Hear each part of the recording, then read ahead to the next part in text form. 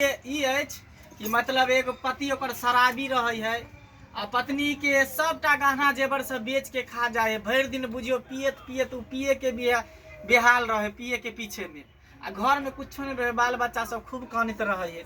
बेचारी अपने मेहनत मजदूरी क के कमा के लावे है तो घर के परिवस्ती करे है। हाँ। तो उहे पर एक गीत हम सुना रहल छी की।